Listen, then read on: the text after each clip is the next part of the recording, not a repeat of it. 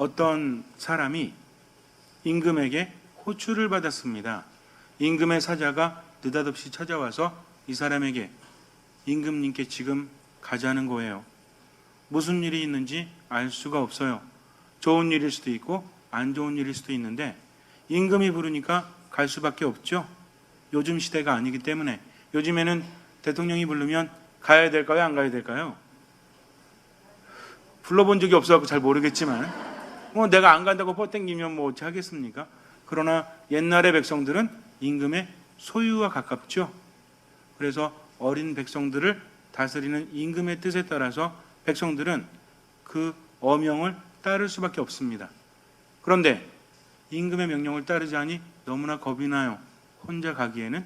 그래서 평생 친구였던, 늘 함께했고 내가 늘 소중히 여겼던 친구가 생각이 납니다. 그래서 그 친구를 찾아가요. 사자에게 제가 제 친구 하나가 있는데 둘도 없는 소중한 친구입니다. 이 친구가 저하고 안 떨어지기 때문에 그 친구와 함께 가면 안 됩니까? 그랬더니 사자가 말하기를 그렇게 하라고, 마음대로 하라고 합니다. 그래서 그 친구를 찾아갔어요. 찾아가서 자초지종을 이야기하면서 이러저러해서 임금님께서 나를 부르신다네. 그런데 내가 지금 겁이 나거든. 그러니까 나와 함께 가서 혹시라도 안 좋은 일이 있으면 나를 좀 변호해 주지 않겠나? 라고 말합니다. 그런데 이 친구가 이렇게 말해요. 나는 자네와 갈 수 없네. 평생 그렇게 가까이 했고 소중했던 친구인데 이렇게 어려울 때 갈 수 없다고 하니까 너무 섭섭해요. 배신감도 느낍니다. 정말 나와 함께 가줄 수 없겠나? 나는 자네와 갈 수가 없다네. 아니 내가 평생 자네와 늘 함께하지 않았나? 내가 늘 자네를 생각하고 자네를 옆에 두고 자네를 소중히 여겼는데 어떻게 나와 함께 갈 수 없단 말인가? 그랬더니 친구가 말하기를 자네가 나를 가까이 한 거지 내가 자네를 가까이 한 것은 아니라네. 나는 자네와 갈 수 없네. 라고 말을 합니다. 가슴이 무너졌어요. 그렇게 믿었던 친구마저 배신했기 때문이죠. 그래서 이번에는 두 번째 친구로 생각합니다. 늘 함께 하진 않았지만 그래도 가끔 함께 했기 때문에 이 친구는 혹시 몰라요. 그래서 두 번째 친구에게 가서 자초지종을 이야기합니다. 이야기를 다 들은 두 번째 친구가 이렇게 말해요. 좋네. 내가 자네와 함께 가주겠네. 너무나 기뻤죠. 하지만 나는 자네와 궁궐 앞까지는 갈 수 있는데 그 이상은 가줄 수가 없네. 라고 말을 해요. 정작 필요한 것은 임금님 앞에서죠. 근데 그 앞까지 같이 가준다고 하니까 기가 막히지 않습니까? 내가 정말 필요한 것은 그 앞까지가 아니라 임금님 앞에서인데 왜 거기까지 가주지 못하는가? 나는 가줄 수가 없다네. 라고 거절을 합니다. 그 집을 나왔어요. 이제 남은 게 없어요. 그동안 가장 친했던 그리고 두 번째 친했던 친구들이 나를 배신하고 나니까 모든 것이 무너지고 누굴 믿어야 될지 모릅니다. 그런데 아주 가끔 만났던 친구가 있어요. 그래서 그 친구를 찾아가기로 합니다. 평상시에 그렇게 친하게 대했던 친구는 아니지만 그래도 물에 빠진 사람이 지푸라기라도 잡는 심정으로 그 친구를 찾아갑니다. 그리고 조심스럽게 자초지종을 이야기했어요. 그랬더니 별로 친하진 않지만 그래도 가끔 만났던 그 친구가 말하기를 그래, 내가 자네와 함께 가주겠네. 임금님 앞에 가서 혹시라도 안 좋은 일이 있다면 내가 자네를 위해서 변호해 주도록 하겠네. 라고 말을 했다고 합니다. 탈무드에 나온 이야기를 제가 조금 각색을 했어요. 이스라엘 사람들의 지혜가 담긴 탈무드라고 하죠. 그래서 우리는 탈무드를 많이 읽거나 또는 관심이 많지 않습니까? 그런데 탈무드라는 것이 성서에서 나올 수밖에 없어요. 유대인들의 모든 것이 바로 성경 안에 담겨져 있기 때문입니다. 그래서 지혜서를 읽거나 집회서를 읽거나 잠언을 묵상하게 되면 탈무드의 소재와 주제들이 그 안에서 보입니다. 그러니까 뭘 더 열심히 읽어야 되겠어요? 탈무드입니까? 아니면 성경입니까? 사람들이 유명하다 하지만 탈무드의 모체가 되는 성경을 무시하면 안 된다는 거죠. 어쨌든 이 이야기의 교훈은 이렇습니다. 임금은 하느님을 의미하고요. 그리고 임금의 부르심은 죽음을 의미합니다. 그럴 때 내가 하느님 앞에 가서 마지막 심판대에 설 때 첫 번째 친구는 재물을 의미한대요. 그래서 평생 가장 가까이 두는 것이 재물이라고 하죠. 질문이에요. 여러분들은 어떻습니까? 내가 평생 함께 소중히 마음을 드리고 그리고 함께 했던 그런 친구는 재물이에요? 아니에요? 아니라고 말하고 싶은데, 제가 얼마 전에 어떤 드라마인지는 모르겠지만 잠깐 이렇게 지나가면서 본 적이 있습니다. 그런데 대사가 가슴에 박혀가지고 아마 여러분들 보셨는지 모르겠는데 최명길인가 어떤 그 여인이 하는 대사였던 것 같아요. 근데 어떤 상황인지 전 모르니까 대사 중에 이런 게 있습니다. 사랑하는 사람이 떠나면, 사랑하는 사람을 잃으면 밤새 울다가 지쳐서 잠이 든대요. 그런데 돈이 없으면 밤새 잠을 못 잔다고 합니다. 이 이야기를 왜 했는지 모르겠지만 제 뇌리 속에 아주 박혀버렸어요. 어떤 사랑하는 사람이 나를 떠나면, 그래서 시련을 겪으면 죽을 것 같죠? 아니, 이거 제가 공감하고 여러분들이 공감하지 않으면 어떻게 합니까? 혹시 부부끼리 왔는데 말하면 안 될까 봐. 어쨌든 그런 사람들이 있죠. 그 사람 없으면 죽을 것 같고 심장이 터질 것 같고 이럴 때가 있겠죠. 그런데 그런 상황에서도 울다가 지치면 잠이 드는데 돈 문제가 생기면 그런 잠도 못 잔다고 합니다. 우리는요, 돈이 없으면 죽을 것 같다는 생각을 안 해요. 그러나 실질적으로 볼 때는 사람은 어때? 아무리 좋은 사람이랑 사귀고 함께 살아도 세월이 지날수록 보면 볼수록 또 보고 싶어요? 아니면 보면 볼수록 가끔은 보기 싫어요? 물론 여러분들이야 보면 볼수록 계속 보고 싶겠지만 인간이란 존재가 그렇지 않습니까? 그래서 제가 가끔 부부들에게 이렇게 물어봐요. 행복하십니까? 그러면 아유, 살아보세요 라고 말할 때는 어떻게 살아봐 제가? 그래서 그렇게 물어볼 때는 그래도 행복하다고 말해주길 바라는데 저를 동경 어린 눈초리로 시부님 되게 잘하셨어요 라는 말을 정말 그 사제의 길을 가심에 존경하고 또 사랑하고 이렇게 합니다. 이게 아니라 아유, 내 결혼해서 살아봤더니요 별거 없더라고요.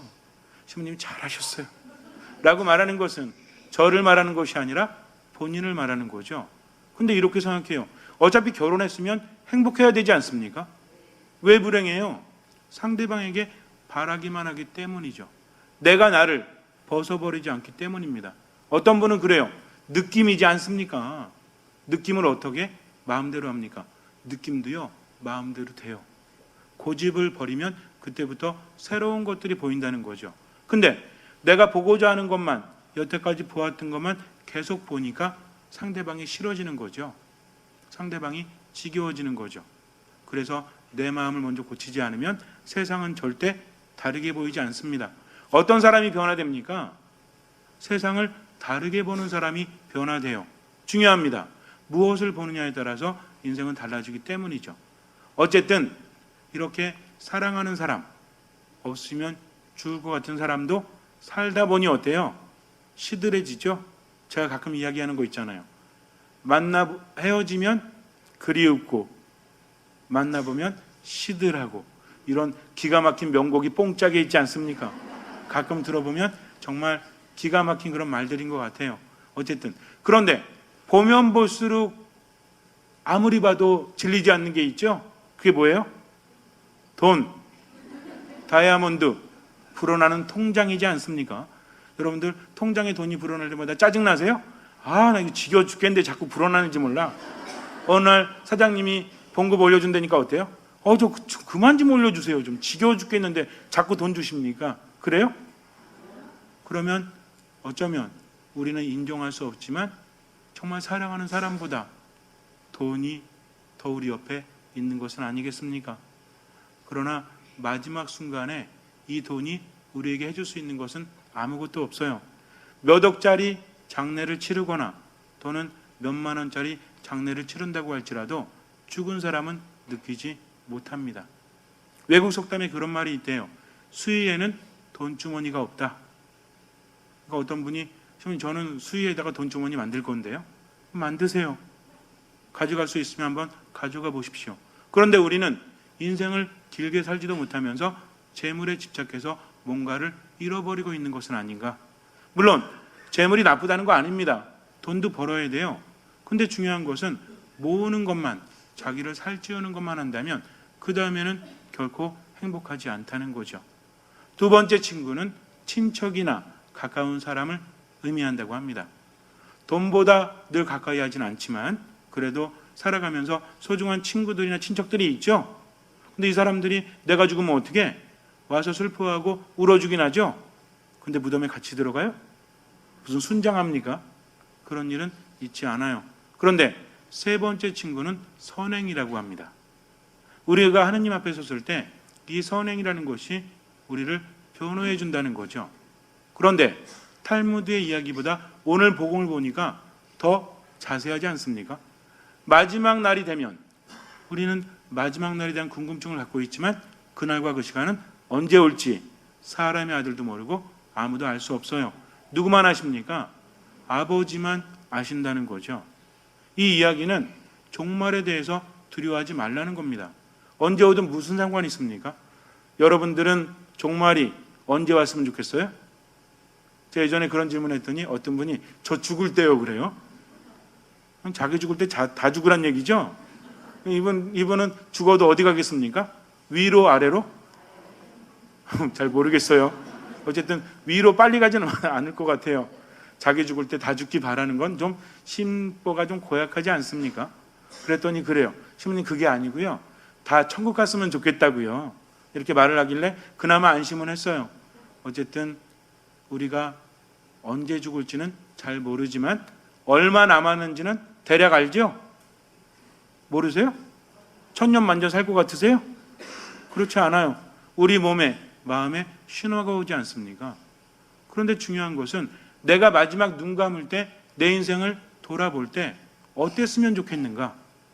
우리에게 마지막은 분명히 있습니까? 없습니까? 있어요. 있습니다. 아무도 피해갈 수 없습니다. 여러분들을 겁주려는 것이 아니에요. 우리가 생각하지 않아도 그 시간은 오기 때문에 우리의 의식과 무의식 안에서 그에 대한 두려움과 공포가 많은 것들을 만들어내고 있기 때문입니다.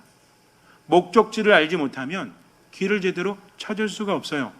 어딘가 가고 있는데 어떤 사람이 와서 어디 가십니까? 글쎄요. 이렇게 말하면 얼마나 기가 막혀요. 우리가 어디로 가는지를 알아야 되겠죠? 여러분들 어디로 가십니까? 집으로? 어디로 가십니까? 생명으로 나아가십니까? 아니면 죽음으로 나아가십니까? 생명으로 나아가야 한다는 거죠. 그러면 우리 인생에는 법칙이라는 것이 있어요? 없어요? 있습니다. 막연하게 바란다고 해서 이루어지지 않아요. 뭔가 시험을 통과하기 위해서는 뭘 해야 됩니까? 공부를 해야 되겠죠? 뭔가 연말해야 되겠죠? 근데 맨날 시험이 어렵대 시험이 어렵대 고민만 하고 있으면 좋은 점수가 나와요? 그렇지 않지 않습니까? 물론 고민도 해야 되겠지만 열심히 알아보고 준비하는 것이 더 필요하다는 거죠. 종말에 대한 이야기는 언제 올지 모르니까 두려움에 떨고 있으라는 것이 아니라 언제 올지 모르니까 언제 준비해라? 지금 준비하라는 겁니다. 그러면 우리를 너무나 사랑하시는 하느님께서는 왜 알려주지 않으실까요? 알려주면 좋은데. 그래서 가만히 있어봐. 한 달 남았네? 오늘부터 열심히 선행 베풀면 되죠? 그러나 그것은 행복하지 않기 때문이죠. 우리를 너무나 사랑하시는 하느님께서 이런 말씀을 하셨다면 그 말씀 안에서 우리는 뭔가를 발견해야 합니다. 세상에는 법칙이라는 것이 있어요? 없어요? 있죠? 그럼 법칙을 가장 잘 아는 사람은 누굽니까? 예를 들어서 어떤 물건, 우리가 사용하는 전자기기라든지 아니면 집이라든지 어떤 물건을 우리가 구입하거나 사용할 때 이 물건에 대해서 가장 잘 아는 사람은 누굴까요? 누구요? 만든 사람이죠.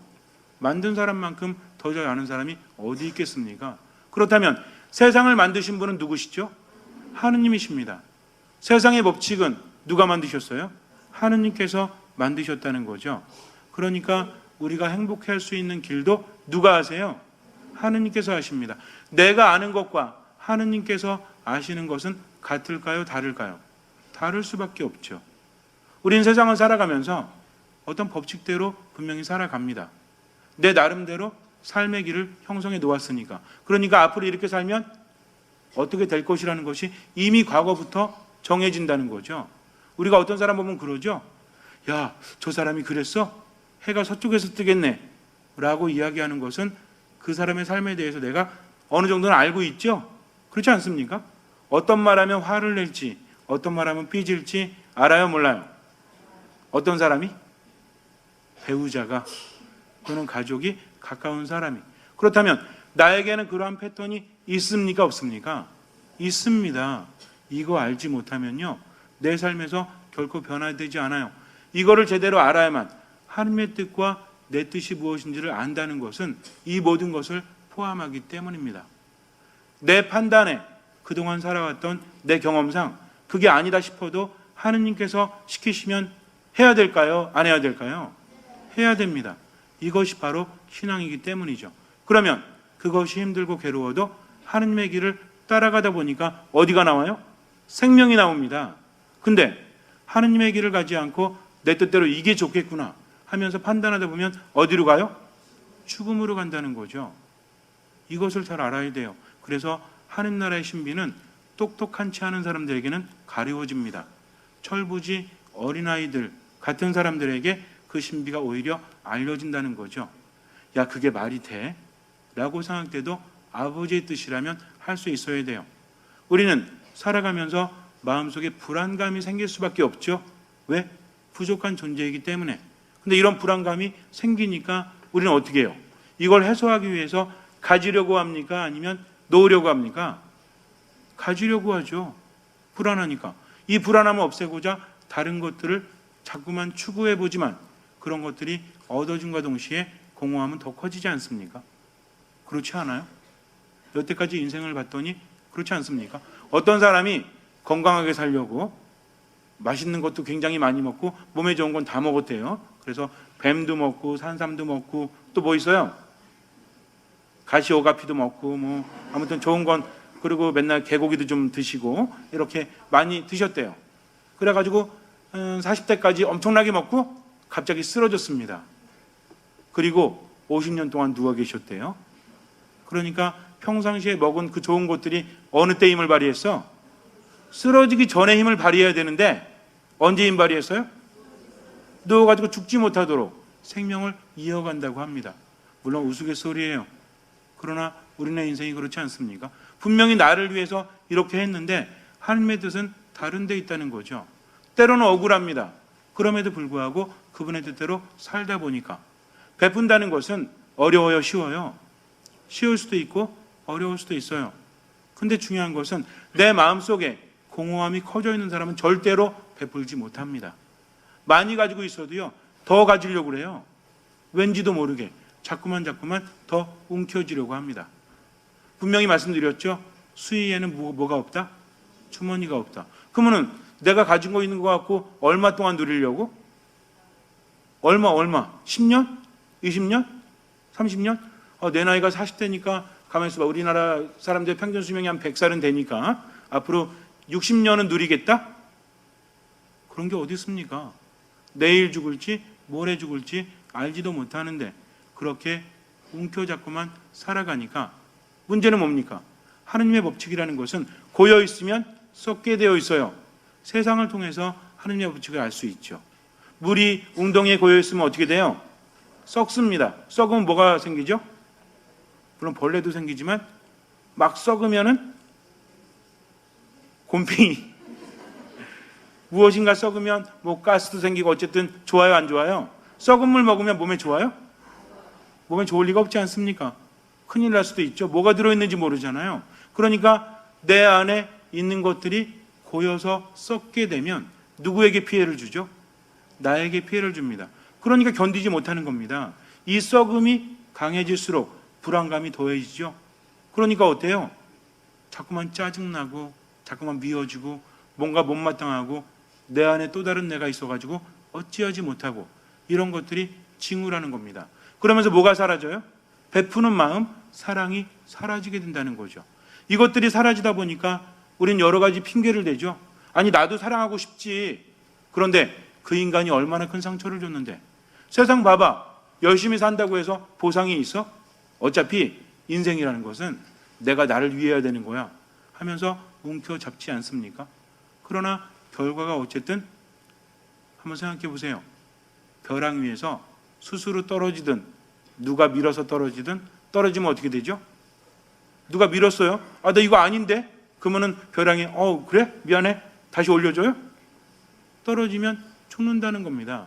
근데 우리는 그것은 생각하지 않고 핑계만 대고 있다는 거죠. 어찌됐든 우리 안에 사랑이 사라질수록 생기가 사라집니다. 왜?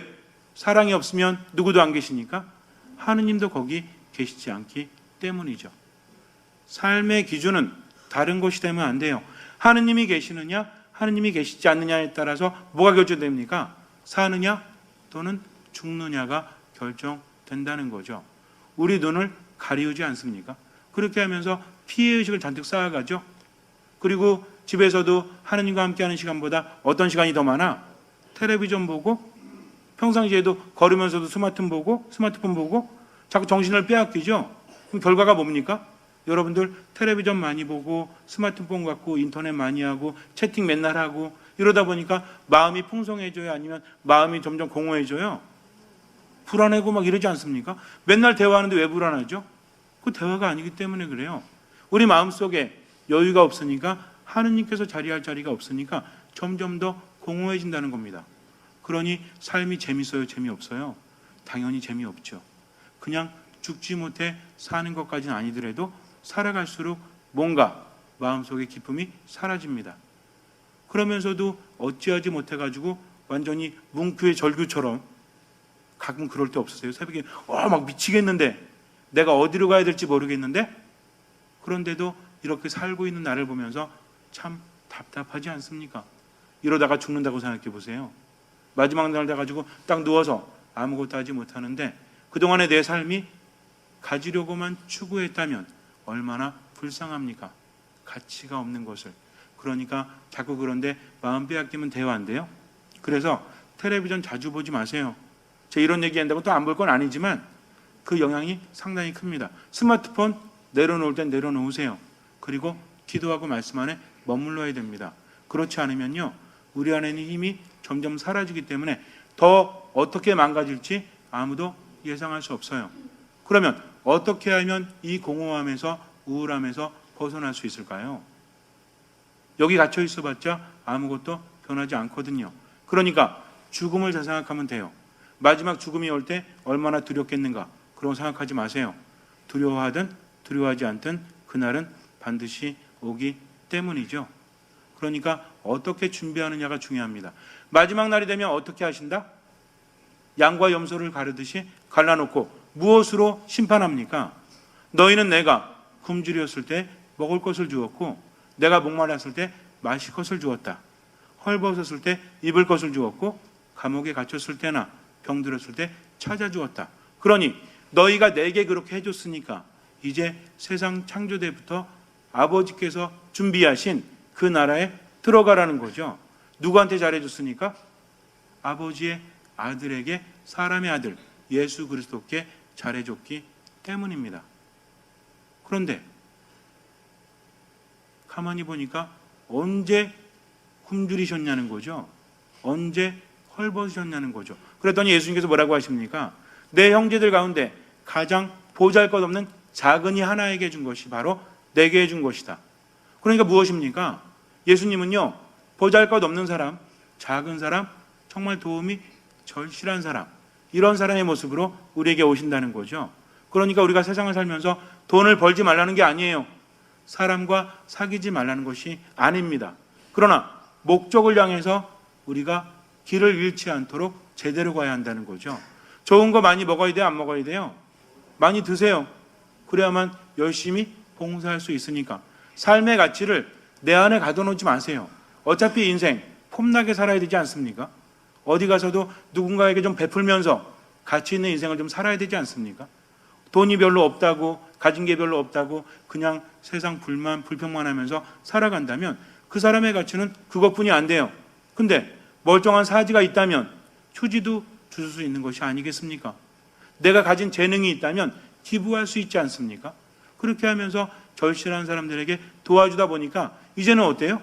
내 마음이 고인 게 점점 사라지거든요. 그래서 기가 막힌 게 자원봉사를 많이 해서 우울증을 고친 분들이 많아요. 옛날엔 내 안에 갇혀 있다가 이제는 뭔가 봉사를 하고 그렇게 하니까 삶의 의미가 어때요? 점점 달라진다는 거죠. 그래서 우리는 베풀면 베풀수록 없어지는 것이 아니라 하느님께서 새로움으로 더 채워주십니다. 제가 왜 텔레비전 보지 말라고 하는지 아세요? 텔레비전에서 행복한 것은 몇 살까지 같으세요? 주연 배우 이런 사람들이 몇 살이에요 다? 20대 아니면 30대? 그나마 노땅들 40대. 50대는 조연으로 밀려나지 않습니까? 그런 거 보지 않으세요? 옛날에는 그 화려했던 주연들이 요새는 다 뭐예요? 조연하면서 나오잖아요. 그분들 보면서 그분들을 폄하하는 것이 아니라 이렇게 맞춰진 거 보면 나도 모르게 우울합니다. 여러분들 중에서 지금 드라마 주인공 같은 분이 몇 분이나 계세요 여기? 저를 포함해서. 무슨 호러 영화도 아니고 무슨 시트콤도 아니고 그런데 왜 정신을 팔려야 됩니까? 물론 보는 건 자유지만 웬만하면 좀 줄이십시오. 그리고 가족 간에 대화를 더 하도록 하세요. 그리고 그 시간이 있으면 나가서 봉사하십시오. 그러다 보면 내 마음속에 하느님께서 오셔서 점점 더 내 자신이 풍성해집니다. 이건 어쩔 수 없어요. 누가 만든 법칙이니까? 하느님께서 만드신 법칙이기 때문입니다. 그렇다면 우리는 누구에게 잘해줘야 돼요? 가장 보잘것없는 사람, 가장 미소하니. 어떤 사람입니까? 낭만적인 게 아닙니다. 보잘것없다고 하는 사람은 뭔가 부족한 사람이죠. 뭔가 부족해가지고 나를 힘들게 할 수도 있죠. 그렇지 않습니까? 부족한 사람이 뭔가 좀 모자르고 부족한 사람이 우리 집에 있어요 없어요? 있잖아요. 그래가지고 속도 모르고 맨날 속삭인 사람 있죠. 그럼 우리 어떻게 해야 돼요? 그 사람의 말을 들어줘야 됩니다. 내가 말하고 싶을 때 너는 내 말을 들어주었다 라고 예수님께서 말씀하시기 때문이죠. 그리고 역정 같은 데 지나갈 때 누가 구걸하고 있으면 뭐라 그래? 야 저거 다 뻥이야. 이러면 돼요 안 돼요? 심지어는 뻥일지라도 자선을 베풀도록 하십시오. 자선을 베풀면서 여러분들이 행복해지기 때문입니다. 그래서 이제 오늘 저하고 약속을 하셔야 돼요. 어차피 우리 삶이 변하기 위해서는 내가 변화 못 시킵니다. 그동안 살아온 대로 앞으로 살아갈 수밖에 없어요. 그런데 하느님께서 우리를 변화시킬 수 있으시죠? 그 저하고 약속을 하셔야 돼요. 자, 약속을 하는데 뭐냐면 하루에 3가지 무조건 의식이 있는 한 선행을 베풀도록 합니다. 아시겠습니까? 까먹으면 어쩔 수 없어요. 그러나 기억나는 그 순간에 밤 11시가 됐는데 오늘 3가지 선행 안 했네? 그럼 어떻게 하면 돼요? 나가서 방이라도 쓸으세요. 이렇게 거실이라도. 그리고 현관 밖에 나가서 휴지라도 주세요. 이렇게 기억이 되는 한 새벽일지라도 3가지를 반드시 실천하도록 하십시오. 물론 아침부터 의식하면서 3가지를 실천하면 너무나 좋겠죠. 이거 하면요 그것이 100가지가 되고 1000가지가 되어서 마지막 날에 내 변호를 해줄 겁니다. 뿐만 아니라 지금도 살아있는 가치를 느낄 수밖에 없어요. 하느님께서 그렇게 만드셨기 때문입니다. 근데 믿음이 있다고 하면서 선행도 실천하지 않으면 딴 사람보다 나을 게 있어요 없어요? 없죠? 자, 저 따라 선서. 나는 기억이 나는 한 하루에 3가지 이상 선행을 주님을 위해서 봉헌하겠습니다. 만약에 의식이 있는데 기억이 나는데 이것을 실천하지 않으면 저는 똥입니다. 예, 손 내리세요. 자이든 타이든 저하고 약속하셨죠? 하루에 3가지. 어려워요 쉬워요? 어렵습니다. 어려워요. 근데 요거 어려우니까 그럼 뭐예요? 시험 공부할 때 다 어려우면 점수 좋아요 안 좋아요? 다 어려운데 점수가 좋아요? 그러니까 이 3가지 어려우면 어디 못 가는 거야? 천국 못 갑니다.